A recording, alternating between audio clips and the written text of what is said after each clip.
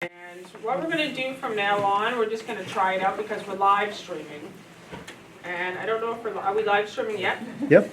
Hi everyone. Hi. Peace be unto you. We love you.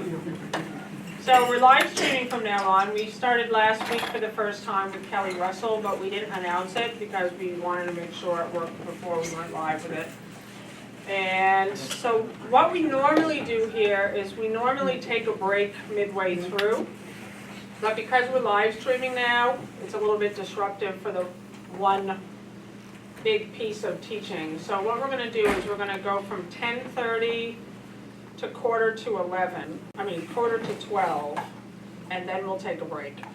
So we're not going to break in the middle anymore. And again, we'll feel it out. We'll see how we like it and feel about it. But that's pretty much what we're going to be doing from now on. And we have some new guests that came all the way from New Mexico and Connecticut, Candace and Pete. Welcome. Wow. And I'm going to ask Linda Leland to come up just to do a couple of announcements.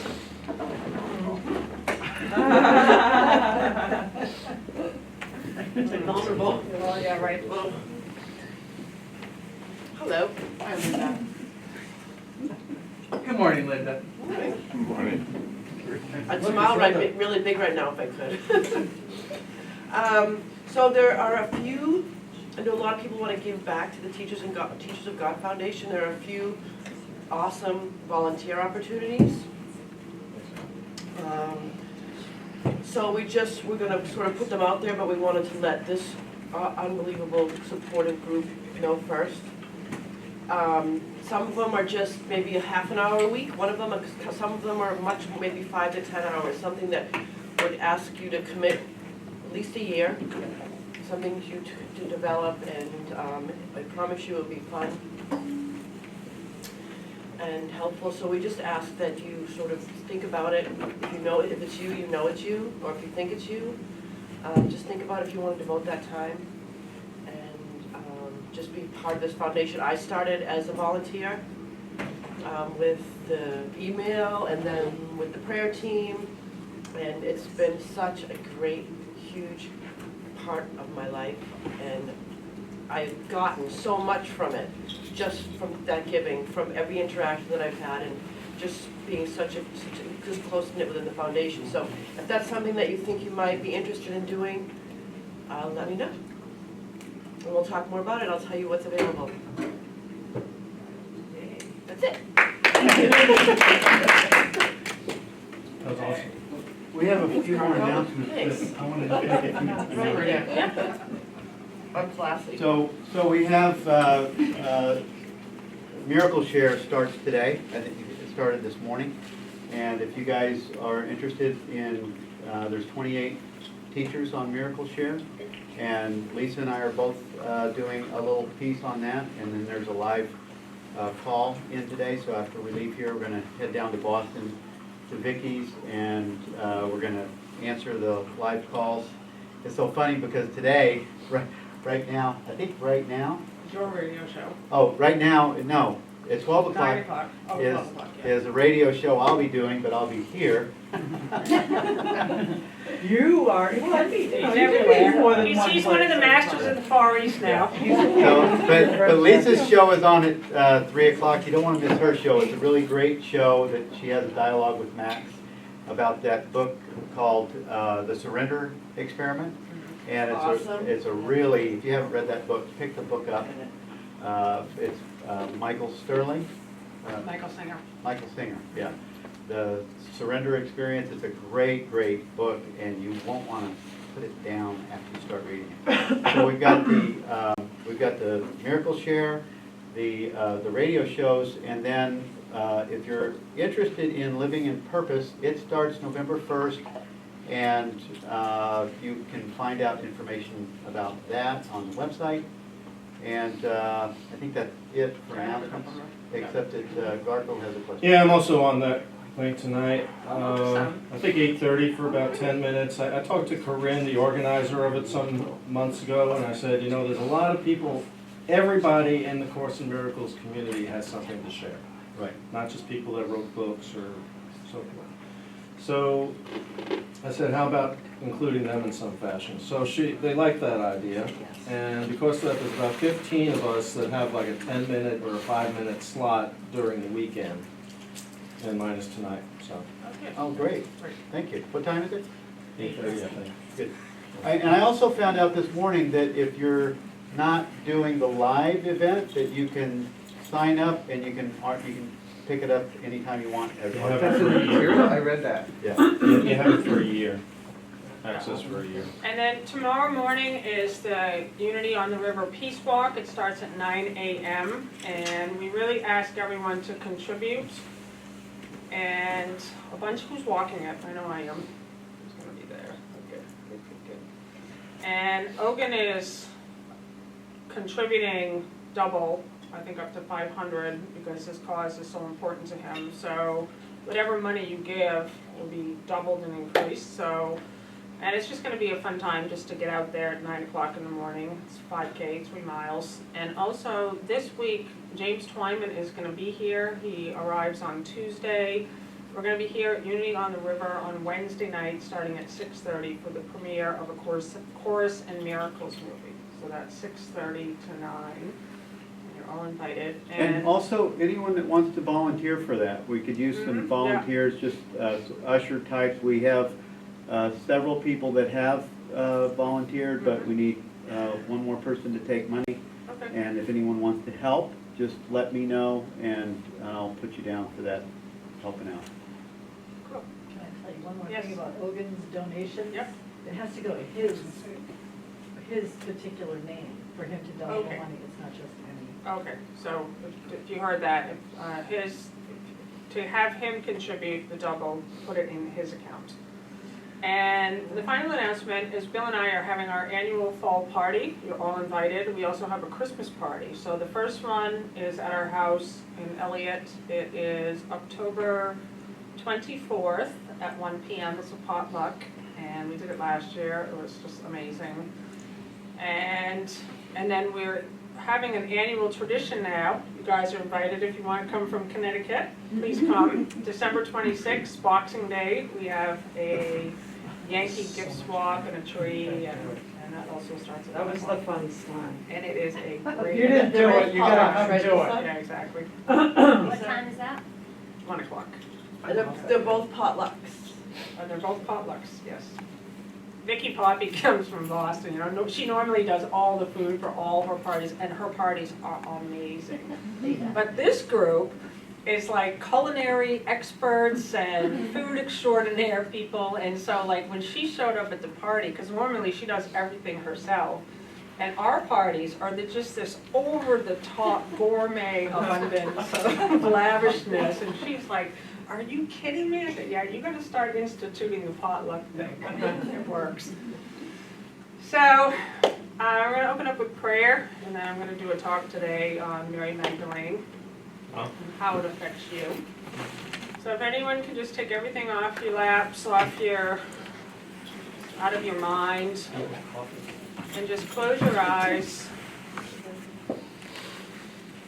And what I want you to do is direct your attention within. I want you to give a gift to yourself for the next hour and a half, just to be here, totally present. There is a power and a presence that is available to you at all times, and it will literally heal every aspect of your life when you are just still and acknowledging its presence. And often we're so busy with the thoughts in our heads and our to-do lists and everything that we have to do that we don't connect with this power and this presence, which is God. And it's such a gift to be joined with others, and we're here as one.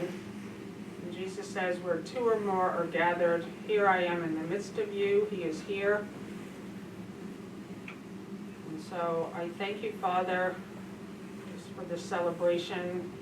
Thank you for the space that we can come together.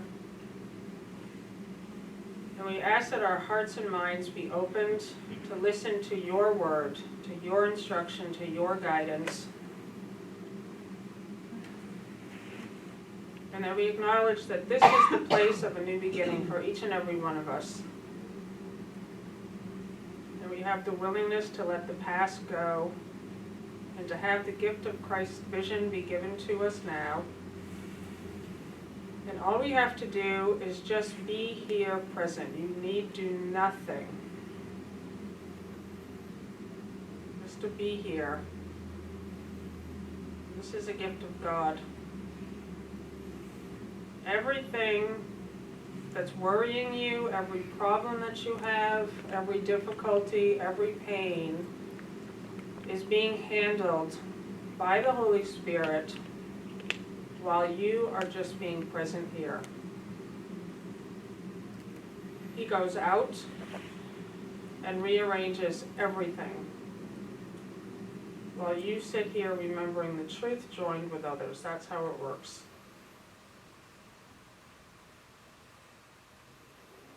I want you to breathe in, and you're breathing in light. And it's filling you completely. And it's dissolving all darkness, which are just thoughts in your mind.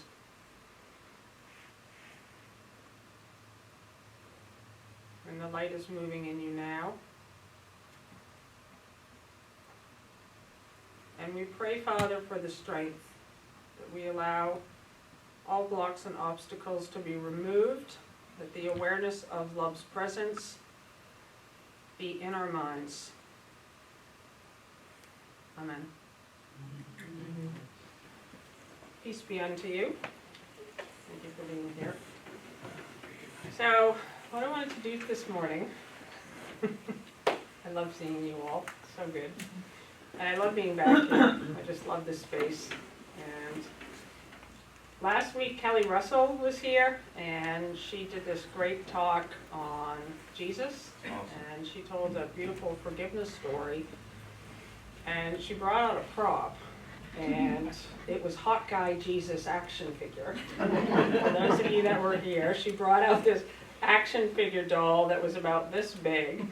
And it was so much joy and laughter in this room, and like 4 or 5 people immediately have got their phones out, Googling Amazon, and ordering the doll. And I thought, I want one. Like before I saw everyone's phones come out, I said, I'm buying one. Did you buy one? Who bought one? Oh. And I thought to myself, I'm going to buy one. And then I thought, you know what? I don't want to buy Jesus.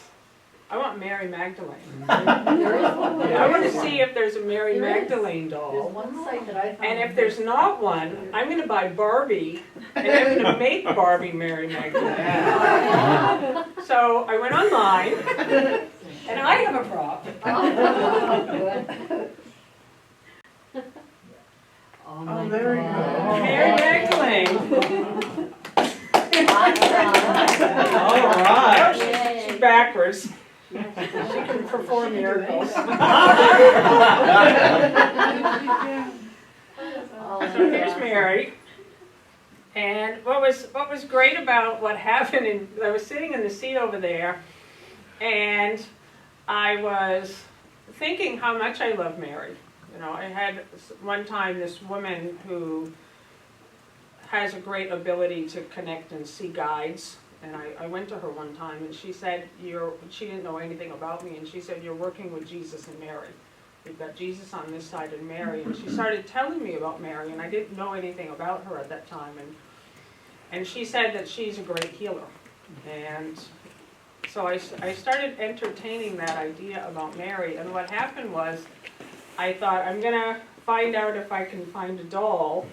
And after the break, during the break, I was standing right here, and Linda Leland came up to me, and she had a necklace on, and she didn't know anything that I was thinking, and she said, do you know what this is? Do you know what this is? You said, I like your necklace. And then she, what? You said, I like your necklace. Oh, I did, Yeah. okay. I haven't actually. Oh, yeah. She said, and then she said, do you know what this is? do you know who this is? And she said, it's Mary Magdalene. And then she said, actually, I'm going to give it to you. Every time I put this necklace on, I think of you. And she put it on me. And so I thought, oh my God, that's amazing. Like, I was just thinking of her, and now here she is again. And so I wanted to just give a little talk today on Mary and how it relates to each and every one of us. And I just wanted to start with a story in the Bible of after Jesus' crucifixion. And so most of us know the story. Jesus was a man who was teaching a message of love and forgiveness, and the world doesn't want to hear that message. And so they put him on the cross. And he, so-called by human eyes, he died on the cross. And they took him off the cross, and they put him in a tomb. They put him in a cave, and they covered him in cloth, and then they put a stone over the tomb, and that's sort of the end of that story. And Mary was there with Jesus' mother Mary and some other women. And Mary had been a disciple of Jesus since the moment she heard about him. And, you know, a lot of people had had a very difficult idea with a female being a disciple of Jesus. And there's a whole backstory on Mary, you know, that she was a prostitute. And what I love about A Course in Miracles is it makes you question everything that you think the world is showing you with your body's eyes. So, you know, when I think of Mary being a prostitute, you know, I got Byron Katie's voice in my head, is it true? Are you sure it's true? Can you be sure that's true? And we can't be sure that that's true. And what we can be sure of is that she was being judged and condemned and attacked, and they were going to kill her. And there was a group of people around her. And, you know, it could have been at that time that she wasn't married and she slept with someone. That's considered a sin. But do we know that's true? We don't even know that's true. All we know is true is that there was a woman who was about to be crucified and was being judged. And that's the whole human condition. That's what we do every single day. Every day, when we have forgotten who we are, you have a stone in your hand, and you are about to condemn and kill someone. That's just the human being. So that's the metaphysics of that story. And they have good reason for doing it. And that's what the human mind wants to do. It wants to come up with a justification for the comparison, first of all, that I'm better than you and you've done something and now I'm going to kill you. And then Jesus comes along. So Jesus is really the demonstration and the representation of light in this dark place.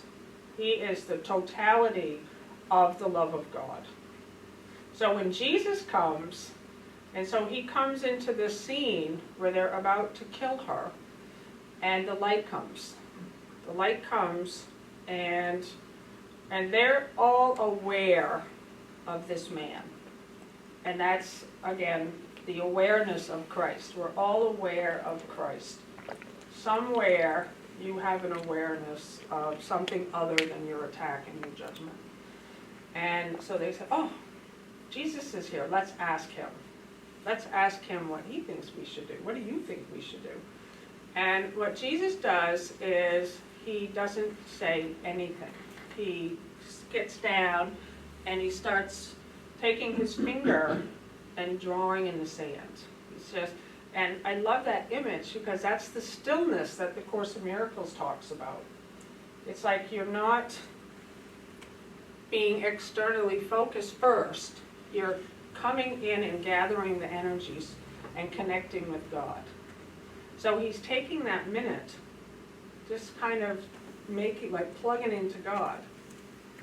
So he's plugging in, he's drawing in the sand, because he doesn't have to prove himself. We don't have to prove ourselves. All we have to do, our entire work, is to remember God. That is it.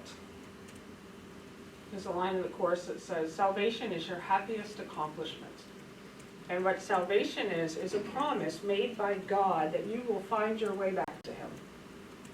Salvation is your happiest accomplishment, that you remember who you are and you remember who is with you.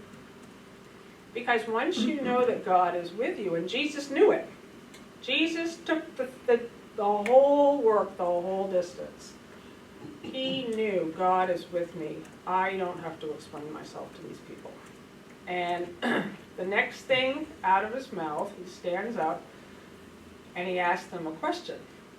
Whoever is among you without sin, you cast the first rock.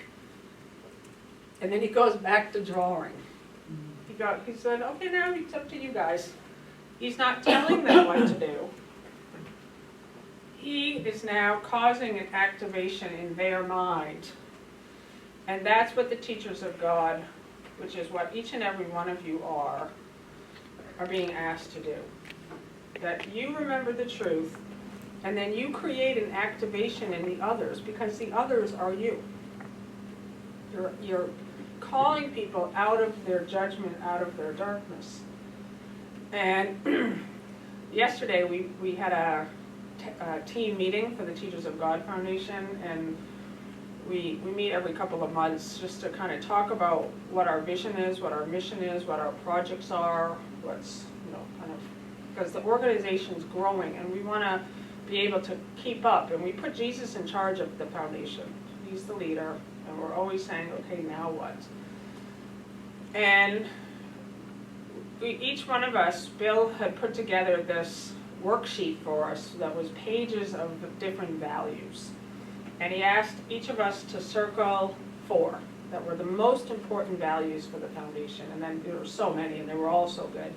He said, okay, 10. 10, and you can sort of break it down to 4. And each of us had the same similar values, and they were to guide, to inspire, encourage, strengthen. And when each one of us had a chance to talk about what that meant for us, like what's the goal of the Teachers of God Foundation. And our goal is to activate people to take the first steps in this transformation and then go the whole way. That's to us what the foundation is for, because what most people do is they dabble. They kind of put their foot a little bit into spiritual practice, and then they take another workshop, or they take another class, or they read another book. Right. They don't take it the whole distance. Jesus, who is a master teacher, is calling us to go the whole way, because there's no intersecting place between these two thought systems of love and fear. So we were saying that's really what our vision is, and that's what Jesus did. Like how I often think when I'm with somebody, I want them to go over the cliff. We were laughing about it yesterday. Like, we want people to say, yes, I am going to dedicate my whole life to God. And I'm going to dedicate my mind in every situation without exception to the healing of my mind. That I am going to 100% be about forgiveness in every circumstance. And when you do that, all the stuff that you buried starts rising to the surface, like all the buried anger and the judgment, and your world starts to shift.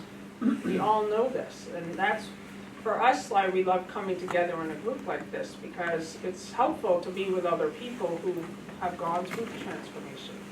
And they can say, hey, what you're going through, that's normal. It's normal that things are falling apart. That's your tight energy field being loosened. It's moving now.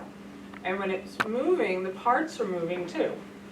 And so you have to have this practice of trusting and standing still while the parts are flying.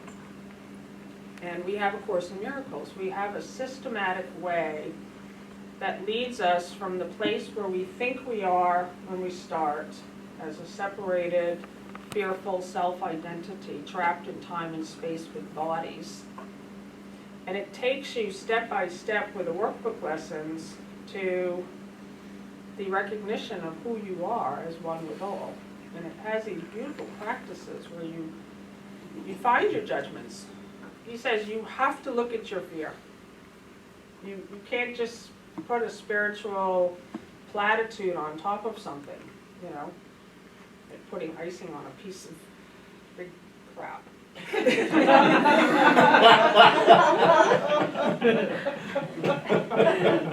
You can't do it, you know? Stinks, right? And so you have to look at your fear. You have to look at everything. And so the Course in Miracles is an undoing. It undoes all of your beliefs. And once enough of them are removed, the light, which is there already, starts to come through, starts to come forth. And what Jesus says is that this is new territory for you, for all of us. Like you land in a place where the language doesn't make any sense anymore. And that's why he says in the section on trust in the teacher's manual, he describes the undoing. And for the most part, it's fearful. It's like scary and it's, you know, disruptive. But then he says there's a point where you come where you will not go on alone from here. You gather in your mighty companions and you go together now. And so we have found each other. We have found each other and now we go together. And then he even says, but that's not the end of the undoing either. And he said, the time you take to go the whole distance is up to you. You decide, it could be today. You decide, I'm done with conflict, I'm done with my judgments, I'm going to put the rock down. You know, and I remember Monica and I had a teacher, a master teacher, and he used to tell this story about Mary. And he said, the old guys were the ones that put down the rocks first, because, you know, it's like life experience shows you, okay. And soon everybody was gone. Everybody went away, and it was just Jesus and Mary. So now Mary's the one who's feeling guilty. So when all of your projections go away, okay, everyone who you think is condemning you, all the externals have gone away, you're still left with yourself. But the Christ is with you. So everyone leaves. Oh, there you are. Mary Magdalene. Nice! Nice! Right on!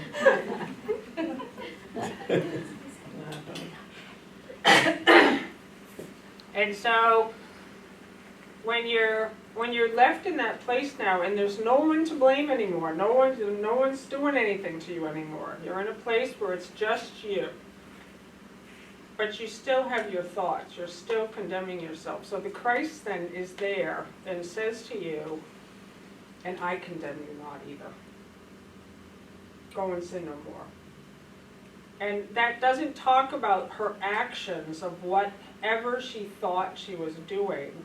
It's don't fall back into the human nature anymore, because you're going to get these effects of the condemnation. Go and sin no more simply means stay centered in this place where you're remembering your pureness, your wholeness, your innocence. And of course, when you have that experience, and we've all had that experience, you suddenly are like, I'm dedicating my life to this work. Oh my God. And you follow Christ. You drop everything and you follow Christ. And the only people who do this are the ones who have that kind of direct experience. If you're just reading a book and you're not doing the work, you're not going to drop everything. Trust me. But if you have tried one of these practices once and you did it 100%, there's this light that just goes like in your mind. It just, suddenly there's like, okay, something else is happening here. I don't know what. But the call gets stronger and stronger where you can't avoid it anymore. It's right there. And then you sort of sit on the fence for a while. You sort of go, oh, I don't know about this kind of thing. And any kind of old ideas you have about people thinking you're religious or people thinking you're weird, or that comes up. The last bits of protecting your self-identity. But the call is so strong now in you because it's like the love that was always there but buried just starts changing you. And it becomes painful if you try to hold on to the old self. It's kind of like the old self is being blown away like in a flood or something. And you're being yanked into the light, and you're like hanging still to this little piece of nothingness, which is your story. When you just have to just say, oh, okay, I have to follow this call now. And so, getting back to Mary, I love very much. So she was with Jesus. So she and the other disciples that were with him, he was teaching them. So he's teaching us now. He's teaching us in the same way he taught those disciples how to live in this way. And he's the great activator. He is the one who's telling them, don't look at me. The kingdom is within you. And he's telling them, now you go out and heal the sick and raise the dead. And the reason he did that is because he knew they had to have a direct experience. You can't just sit at the feet of a teacher. You can't just keep sitting in a chair and listening to my miracle stories or someone else's miracle stories. You need to have a direct experience when you know that healing power is working with you. And when you see it working once, that is the end of your old life. Because you get so excited, you just think, oh my, and then you want to know how to work with it. You don't know how to work with this energy field because you can't see it. And so he was teaching them. And he said the way you're going to learn it is to go out there without me. I am with you. He says, I'll be with you. But I'll be with you in your minds. And I'm not going to be physically with you. He's not even gone to the cross yet. He's still teaching them. And they don't want to do it. They think, I need you. I can't do it. But he knows that's the only way that they're going to have the certainty that they're healers, that you're healers. And so Mary's dedicated her whole life to this work, and they've crucified Jesus, they have taken him off the cross, they have put him in the tomb, they have rolled the stone over, and Mary is just totally devastated, just weeping, and she doesn't know it. He told them about the resurrection before he went to the cross. He said, I'm going to build this thing up in 3 days, but they didn't know for sure if it was actually going to happen, and she didn't believe it. So she's gone away, she comes back, and it's still dark, and the stone has been rolled away. And she goes into the tomb, and there's no body there. There's 2 angels there, and the corpse is gone. And to me, that story is for each of us, because each of us has angels in front of us when we're looking for the corpse. And that's all the human being does, is look for the corpse. Looking for the dead body. Let's find the dead body. And you go into the dark place. You go in, and you're upset, and you're determined to continue to be upset. And she saw the angels. Most of us can't see them, but they're here. We have helpers and angels and Holy Spirit, and everything is here. And they said, he's not here. He's out there. And they point outside the tomb to the garden. And she doesn't recognize him at first because he's a gardener. And that's important because Christ is appearing all the time, everywhere, in everyone. Are you recognizing him? So, and I love that he was in the garden. It's like the whole metaphysics of these Bible stories are just amazing to me. Because it's like taking you back to the place of innocence where the sun is. Let's get us outside of the darkness and bring us out to the garden. And she goes out and he starts talking. And that's when she recognizes the resonance. Like when somebody begins speaking, and often you don't recognize the Christ until there's some movement in your brother. And then it's like, and she says Rabboni, which means master.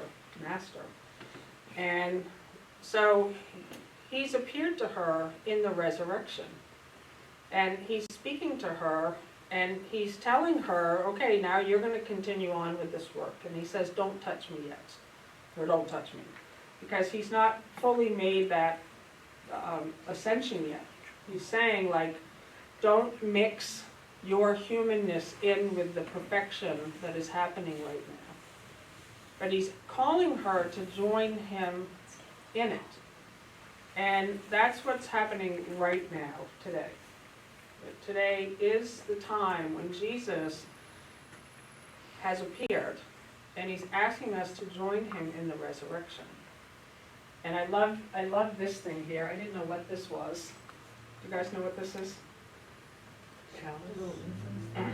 Nope. Little chalice, little, Something that holds oil or something. This is her alabaster jar. alabaster jar, yes. And so the alabaster jar is when Mary first met Jesus. She had an alabaster jar full of perfume.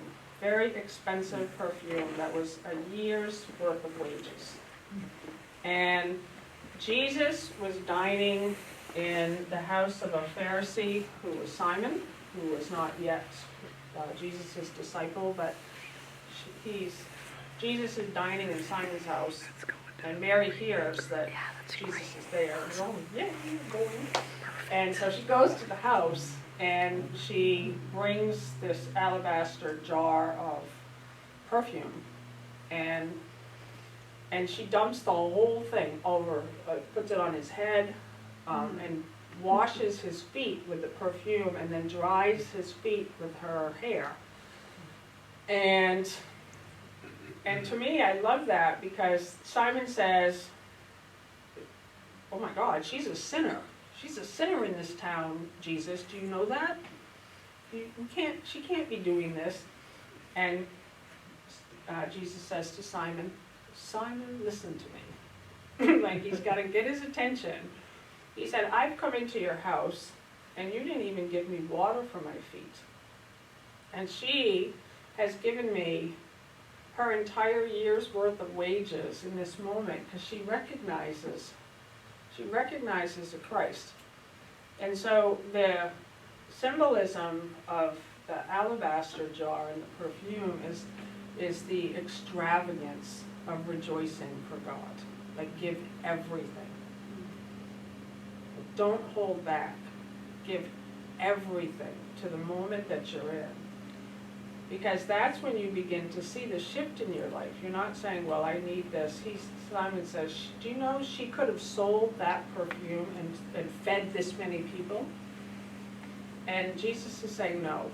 Because Jesus knows, like, there's the whole quantum physics. You know, he's trying to get whoever possible to come to that place when they say yes 100%. And so I'm just very grateful just for this opportunity to remember these stories and to ask myself, like, am I willing to be that uncompromising? Like, am I willing to follow the Christ and this message the whole way? And, you know, for me, there's just been so many moments when I get trapped back into the old thought system. And then it's like, there's always these reminders, and that's to me like when you came in here with Jesus last week. And it was just like it was an activation again. And that's really what we're doing here for each other. That we are helping others to remember the truth when they forget them and pushing them. It's like it's not like a forceful thing, but that's what I feel like the foundation is doing. Like it calls people in a fun, relaxed, happy way to the 40-day program, which is the major themes of the course. So it's like that's the call that Jesus first said. You know, Jesus first had to get people out of their humanness with fun, dramatic miracles. You know, like the fishermen. He had them see what happens when they try something. What are you laughing at? I go all fun dramatic ones. What? We like those I fun said, dramatic oh, miracles. fun dramatic ones. Yeah. I love when you said It that. just tickled us. But Jesus tells the fishermen, like they're fishing and they're not catching any fish. And he comes along and says, throw your nets onto the other side. And that's the 40-day program. We need to get you to throw your nets onto the other side. You need to do things differently from now on, just for this amount of time, so that you can see how changed your relationships become, how changed your experience comes. And when the fishermen who have been fishing all night and for their whole life and not catching any fish, do this one little thing, listening to the Christ, so that's the first thing. You're listening to someone else besides yourself and trusting in that moment, even though you're not sure it's going to work. So that's the first thing. And then they do it. They okay, let's try it. And the fish fill up so much that they can't lift them back into the boat. And so they see the instant abundance of their practice. They're not reading a book about it, right? They're doing it. They're in the boat and they're saying, okay, I'll do something with it. And then they all drop their nets. And they're like, oh, who is this guy? Who is this guy? I'm going to follow him. And then, he says to them, you have to follow me now. And they're like, no, you need to go pack a bag and tell my family. And he's like, no time for that. You have to come. You're either coming now or not at all. And the metaphysics of that is if you go back, you are going to reorganize. You're going to pick up a little bit of your self-identity. So in the moment that you hear a call, you act on it in this moment. I was reading this guy, Robin Sharma. Do you guys know him? Have you ever heard of him? He wrote this book called The Monk Who Sold His Ferrari. And he read some other book called The Greatness something. I've heard of him before, but I just started reading his blog. He's great. He just does a lot of lists. He does a lot of stuff he calls it leading without a title. Like, how can you serve? How can you show up in the world without a title? And that a lot of what he talks about is just being in big service, of being bold, and action, of don't sit around waiting for stuff. And yesterday I was reading this thing he calls the 90-second rule. And the 90-second rule is every time you have a good idea or a good opportunity comes your way, act on it within 90 seconds. Because after 90 seconds, the voice for fear starts to come in. That's a good one. And then he said something like, create a 5-foot force field around you and no excuse zone. I was like, well, that's a good one too. Like to come into a place where you are a master, where you're becoming a master now and trusting in your actions. And just following this thing of the 90-second rule, when I did a search on it, so I thought 90-second rule, I'm going to see if I can find what he says exactly on it. Well, what I found was that, what's her name? Jill Boltz Taylor, who had the stroke, and she has that famous TED Talk, My Stroke of Insight. And what she also talks about a 90-second rule. And what she says is, when you have an experience in your life that's disturbing, when something just happens, it comes out of nowhere. And she said that there's a physical impulse in your body of cortisol that gets released, and it literally causes a chemical reaction in your body of fear, but it leaves your body in 90 seconds. It comes, it goes, it's gone, it dissolves. So any emotional response that you're having after 90 seconds is because you want it. That you are chosen to keep being disturbed because it's not physically happening in your body anymore. I was like, oh, that's a good one too. You know, like, so it's the mind training of A Course in Miracles is nothing more than you start to pay really close attention to the thoughts and the feelings and the emotions that you're having. If you start and you begin to see you can do this work. The last weekend, Bill and I and Nancy was there and Al was there also. We all went to see Esther Hicks in Boston. And I love her, and she gets very excited, you know, this information is coming through her. And what she was saying is that there's new information coming through right now. This was last Saturday, and she's been saying for years and years, vibration.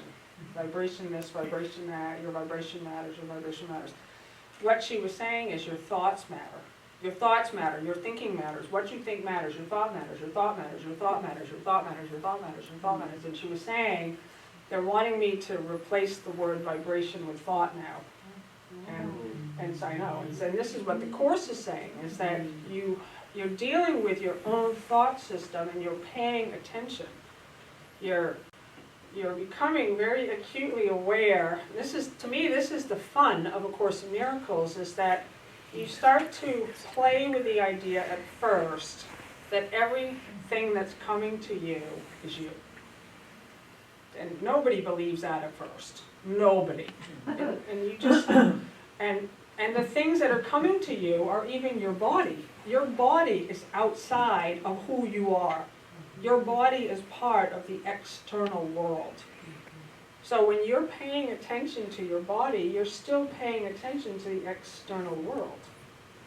But you start to have this moment where you say, just as an experiment, just for today, or just for an hour, everything that comes to me, I'm going to realize it's a light reflection that's coming from me, and I put it there, and it's past and it's over. You just start saying, whoa, okay, you're in my mind, I put you here, and when you're saying something that I'm having you say it, and it's the Christ, it's like your mind starts flipping majorly to these ideas, but what you begin to see as you practice them is that they're true. And then you have a different response to whatever seems to be happening. You take 100% responsibility. So what Esther Hicks said was, she said, what's easier to do?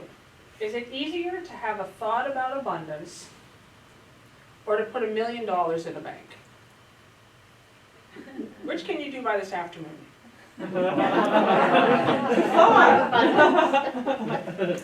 what she was saying is, so what most people do is they say, I want more money, and they keep or affirming, I want more money, without realizing that you're coming still from a place of separation and lack. But you can very easily say, it feels good to feel abundant. It feels good to be with people I love. It feels good to be in this room right now. It feels good to join. It feels good to be able to be so generous. It feels good to be able to give a check right now. It feels good, like, so you're coming from this place, and when you get the feeling aligned with the matter comes. So, and you're not even concerned about it anymore, because the first miracle that happens is the feeling. So that's why the miracle doesn't take any time, because you can feel great and free right now, right? So you start to just, and then the mind, it's always there. It's always there to bring you back into the old place again. No, but I can't, I don't have any money. I don't have, yes you do, you have something. You can feel good about something. And then the mind training of the course is to keep watching when that thing slips in. So I'd like to just have this time for comments or any questions or anything you want to ask or say. I have just one other comment. I get an email Monday through Friday from Tut, I think a lot of people in here, and me also, and today he offered a free video that he had done with the woman in Oslo, because he was there doing a tour with people, and so he's talking to this woman, and he's talking about thoughts become things, because that's his whole premise. Thoughts, it's all in your thoughts, everything is in your thoughts, and when you say today, everything is in your thoughts, but when you said that you look at me and I speak to you and you ask me to do that, that hit me like, yes, because I've seen it happen so many times. You walk up to somebody and you just about know what they're going to say to you. It's very, And that's it does, it gives you chills. Like if you ever, so many people are so, I'm going to tell your story right now. I just reminded, that's a good. But so many people are so in their heads about how they are appearing to other people, or they're thinking about what's for lunch, what's going to happen this afternoon, Do I have back that fat? you're not even present. What? Do I have back fat? Yeah, that's what I'm going to tell you. That's what the story I'm about to tell.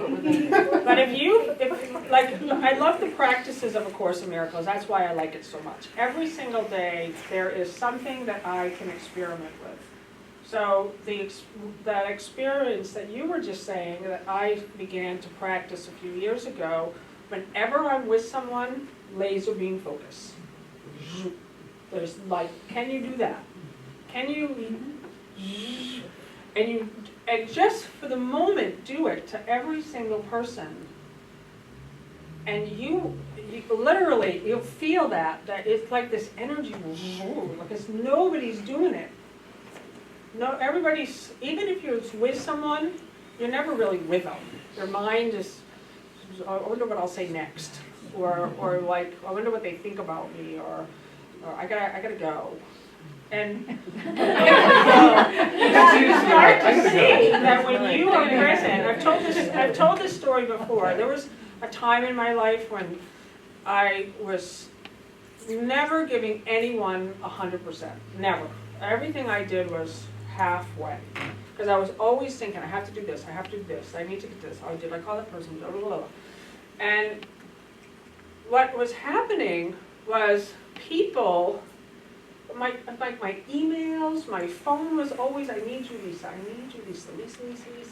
And I was like, oh, you know, and I was trying to be in 3 places at once, which means I'm nowhere. I was never, ever just with someone. And I heard about this practice, and I decided to test it out. And what I noticed, people didn't need me anymore, because I was giving 100% to everyone all the time. Because what I was thinking was, a second with you is just not enough, that we need to sit for an hour for coffee or go away for the weekend. So I was always feeling guilty that I'm not giving to you. So I was always thinking, I'll give a little bit to you right now, and then maybe later we'll be able to take a vacation together. And I was doing it with everybody. But then I started to see, like, when you give all of yourself in the moment, that was the only thing that was ever asked anyways. Just to be, this morning was hysterical for me personally, because there's 4 or 5 things going on today that have to get done before the end of the day. For the foundation, for things we're doing, I'm teaching this morning. There's 2 audios that have to get done for Guided 365 that go out tonight at 10. I gotta post them, blah, blah, blah, right? And I'm looking at the clock, not showered, I haven't eaten breakfast. I'm gonna do these 2 audios, which are gonna take at least a half an hour. And I haven't had my morning time with Jesus and God yet. I just like, my mind is on like, and we're going to Boston today, and I was just like, stop. Oh my God, and I didn't do any of that. I thought, my God, I'm nowhere again. And I thought, okay, I'm gonna take a shower. You check, that's the practice of A Course in Miracles. You're checking in, you're asking for the guidance, you're feeling like, where am I right now? Okay, my thoughts are flying, like I'm nowhere. I'm in the middle of this sea of chaos, of nothingness but my thoughts. And in the moment that I was able to stop, just to say, hold on a second, let me check in here. Beautiful day outside, right? Like the sun's shining, it's quiet. There's nothing happening. There's nothing needed for me to do anything. There's nothing. And then I had like a half an hour maybe before we were about to hop in the car, and I said, okay, wow, what happens next? Take a shower, take a nice, long, awesome shower, you know, have a great breakfast, and go to the Friday group, and have a good day. And so that's the mind training, you know, and you know the other stuff will get done. It always does. Yes. First, I want to say nobody tells the Bible stories better than you do. Amen, brother. Actually, the first time that our paths crossed was at the Unity Church in Rollinsford, and he did this talk on Moses and comparing it to leaving your comfort zone, I believe was the idea. Just great. And the other thing is, I had a huge experience yesterday in terms of seeing that I was going into my default.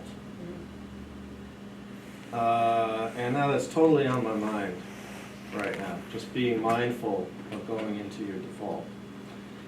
And what I mean by that is, and I shared this with you earlier, the Springsteen, Springsteen's a big hero of mine in this world.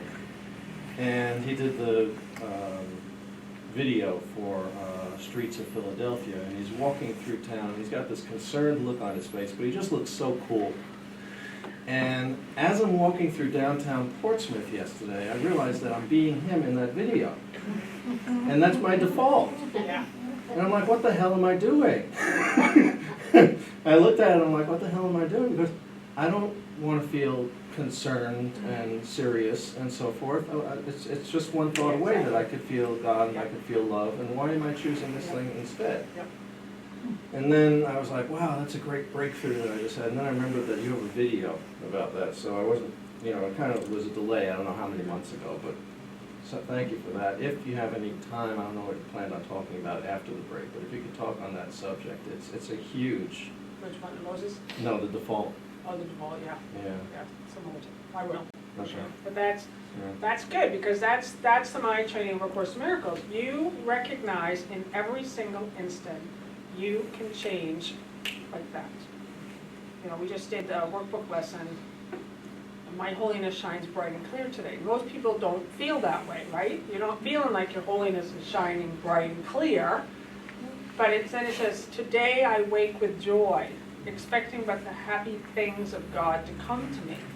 Most people don't wake in joy either, right? Often I don't. Often I wake in a total fog, and my mind starts doing the to-do list thing. That's my default, is overwhelmed. It's just immediately, and so every single day, even though I've had the course for 20-something years, I have to do the work. And that's Jesus, from start to finish in the Bible, if you look at it, he always went away by himself to commune with the Father.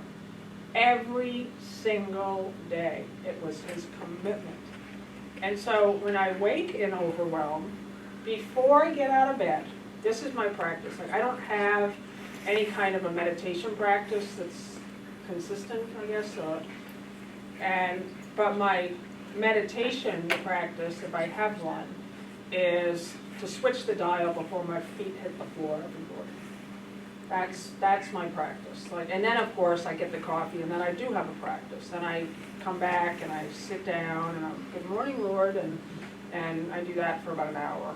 And if I don't have an hour, I at least make sure I check in for the first thing.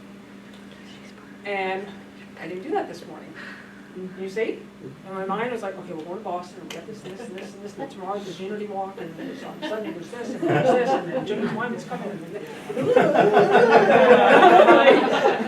and then I remembered, okay, so when I decided on the shower this morning, that was my God time.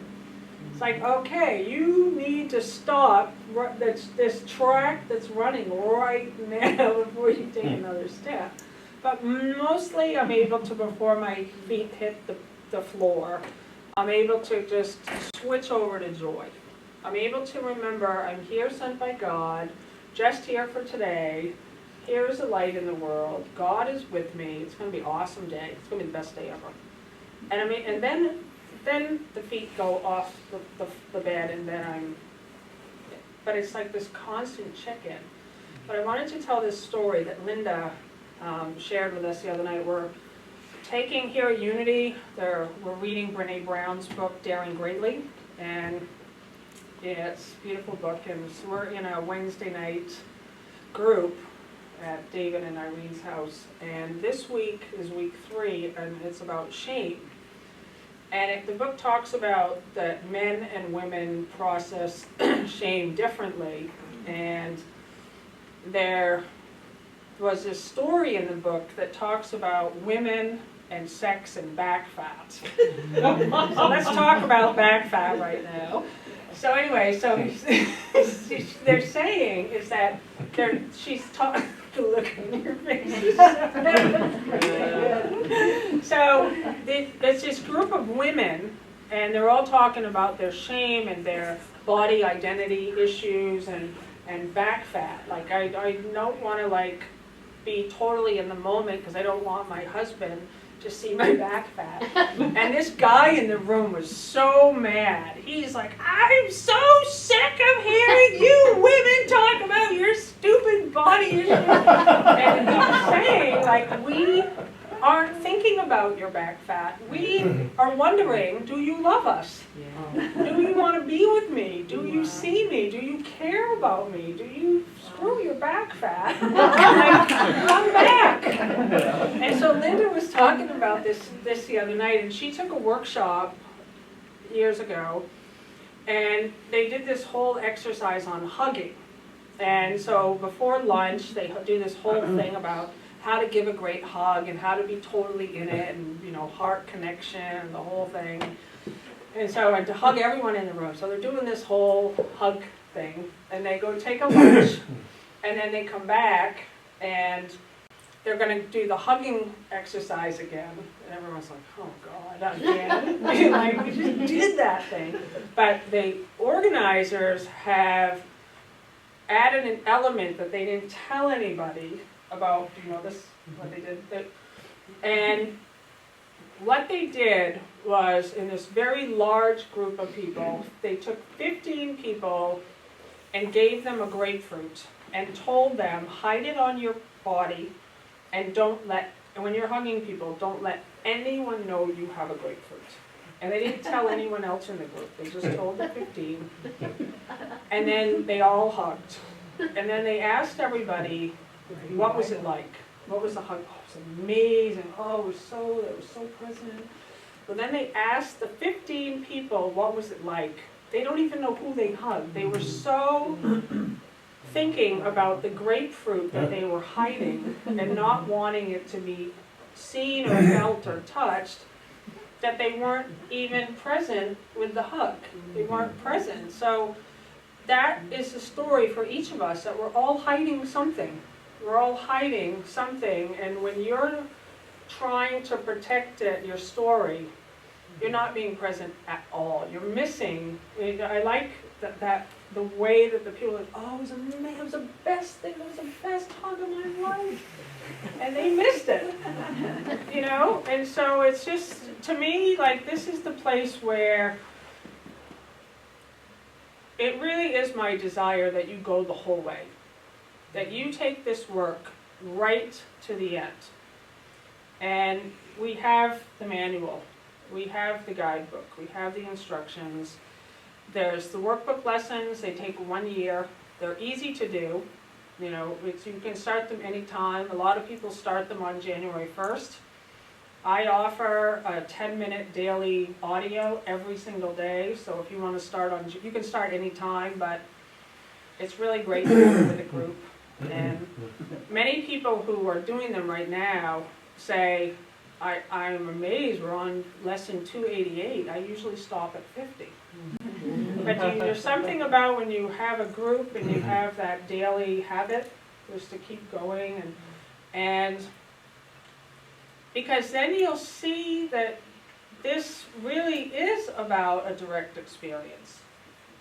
And I know there's so many people in this room that share stories about how different they're experiencing life now. And you come into a freedom, and you begin to see you can give completely.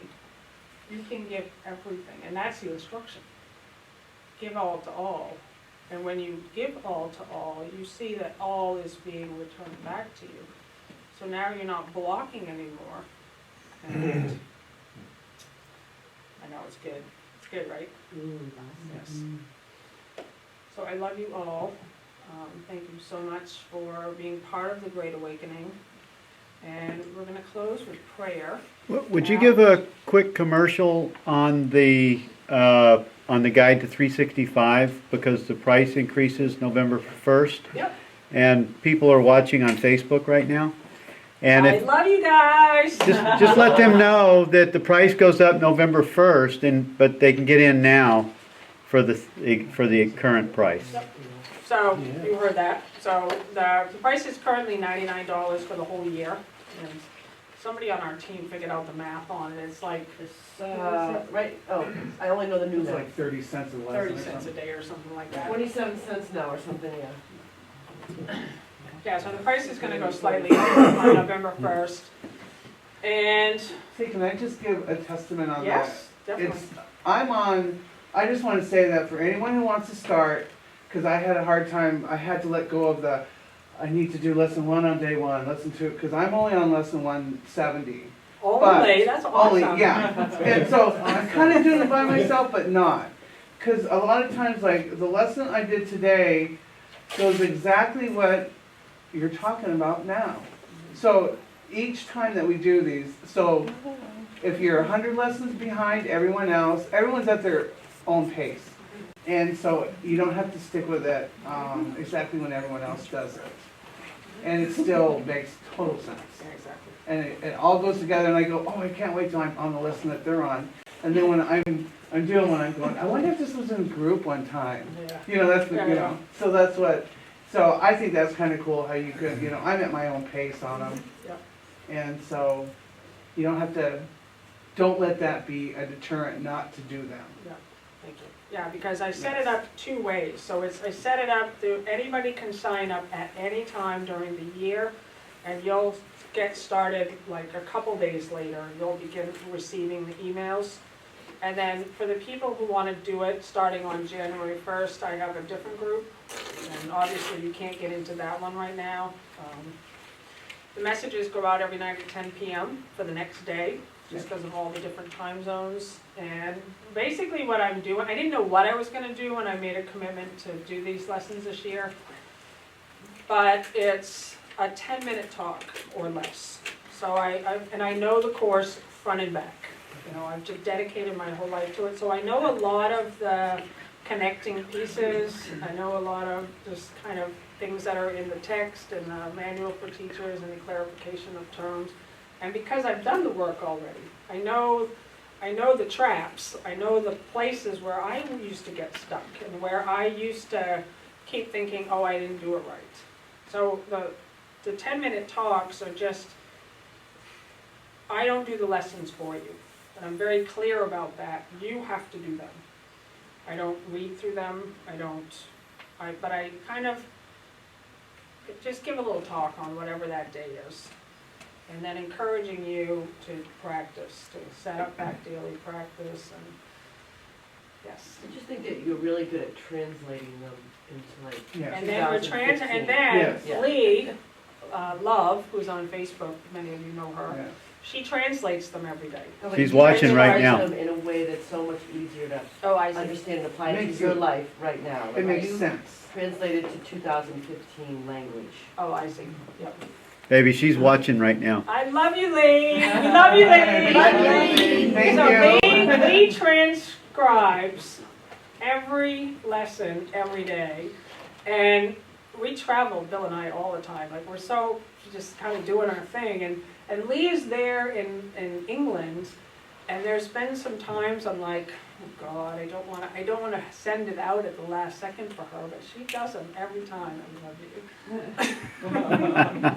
But yeah, it's just a great way just to kind of keep consistent, and everyone who's started on January 1st is like excited because they're going to finish the workbook lessons, of Course in Miracles. I'm going to. The other thing that's cool is you always say, and I really, really love this lesson. Every This is my single favorite one. lesson. This is my favorite lesson. Yeah. That is I funny. think James Wyman does that too. I'm going to ask Al to close us in prayer, if you would. Why don't we all join hands? Yes. Yes.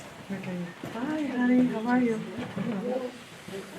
And before we do the closing prayer, just thank you for being here, and we're just grateful for your presence. And we have a donation box in the back of the room, Are you? Come this and way. we appreciate your generosity. Come this way, guys. Space, all the Someone needs to programs get we Bob. do. Somebody touch trees too. We need some trees touching. There we go. Okay, there we go. Why don't you sit? So grateful to see Bob here today. Right on. Hi, Bob. Hi, Bob. Hi, Hi, Bob. guys. Welcome back. So great to be here, and I would like to just say one thing. Thank you so much for all the loving support that came from this group. It was much needed, and it really helped. So, just want to let you know. And thanks to Al, because he got the ball rolling on that. We love you, Bob. Okay, so let's just do a closing meditation. We'll close eyes. And as our hands are joined together, we feel that our heartbeats are actually beginning to synchronize. We're all one. We're all one entity. And just imagine this beautiful yellow-white light coming down through your head. And as it's flowing down through your body, just feel your body's sensations begin to change. And hold the thought that this healing light is coming through your body, and that you will just let go of the distractions of anything within this body that distracts you from becoming what you really are. Whether it be back fat, an itch, or severe pain in some part of your body. Just hold the thought that this light will continue throughout the day and the rest of your life, and that you will just let that be a distraction, just like the thoughts as when you meditate that go by like a cloud. It's just a distraction. And what you really are is spirit, complete and healed and whole. And so it is. Amen.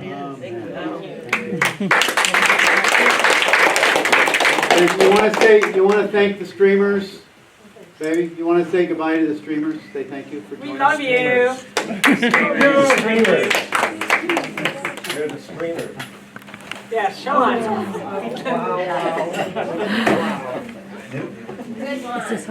It is. It's off. Yep, go for it. Go for it. It's off. I don't know, Bob. I never met Pop. You have. Have Done a I? unity thing. Oh, I must be confused. It's nice to see you here. I recognize you coming in. I'm like, oh, he's here. See, you look Hi, something Sammy different. Jack. Yeah, you see my picture in the post office? Yeah. Skin or? Whenever I go, I'm like, oh, I know my guy. I'm not telling where he's at. Oh, yeah. I'm not telling where he's at. Mark, the The back. secret's in the vault. There you go. The secret's in the vault. Okay, so let's set this down. I interrupted you.